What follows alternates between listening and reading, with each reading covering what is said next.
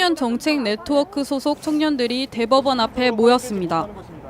청년들의 취업 활동을 위해 최대 300만 원까지 지원하는 서울시의 이른바 청년수당 정책에 보건복지부가 제동을 걸고 나섰기 때문입니다.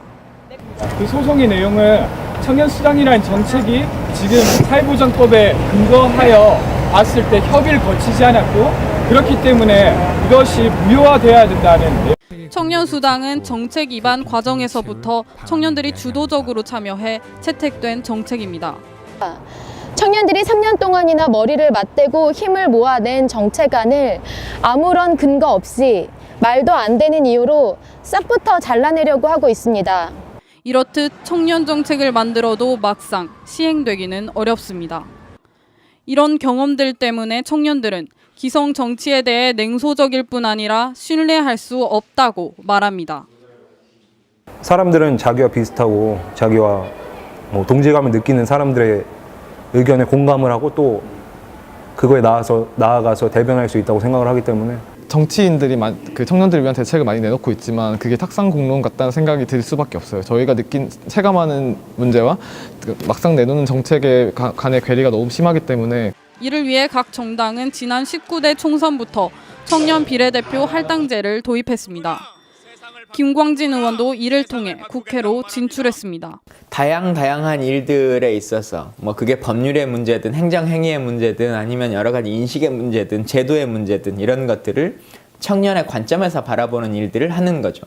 청년의 이름으로 하는 것이 아니라 그 관점에 대한 문제인 것인데 하지만 19대 국회에서 청년층을 대변한다고 볼 수 있는 40세 미만 청년 의원은 고작 8명. 전체의 2.6%에 불과합니다. 그나마도 각 당의 청년 비례대표로 당선된 5명을 포함한 숫자입니다. 비례대표가 아니고서는 그만큼 제도권 정치의 문턱이 높다는 얘기입니다. 반면 지난해 말을 기준으로 40세 미만 유권자 수는 전체의 36%에 달합니다. 하지만 다가올 20대 총선에서는 이마저도 쉽지 않을 전망입니다. 선거구 협상에서 비례대표 의석수를 54석에서 47석으로 줄이는데 여야 정치권이 잠정 합의했기 때문입니다. 이에 따라 청년층을 위해 할당되는 비례대표 의석수도 줄어들 것으로 예상됩니다. 마찬가지로 그래서 비례가 축소됨에 따라서 청년 비례대표들이 또 진입할 수 있는 통로도 굉장히 줄어들 수밖에 없어요. 그래서 비례가 좀 많이 있으면은 이 비례가 많은 와중에 이제 청년들 몫이 좀 늘어날 텐데 그렇지 못한 것 같아서 좀 안타깝습니다. 새누리당은 19대 국회에서 청년 2명을 비례대표로 선출했지만 이번 20대 총선에서는 1명만 할당하기로 했습니다. 또 청년 비례대표 후보자를 당선 안정권 내에 1명 이상 추천할 예정으로 있습니다. 비례대표 축소를 반대하는 목소리도 있지만 당론 때문에 뒷전으로 밀렸습니다. 새누리당에 지금 국민에게 약속한 여러 가지 밑그림을 채색하기 위해서는 다양한 색깔이 필요하다. 다양한 색깔의 물감이 필요하다. 그런데 그 안에 지금 청년의 물감은 빠져 있습니다.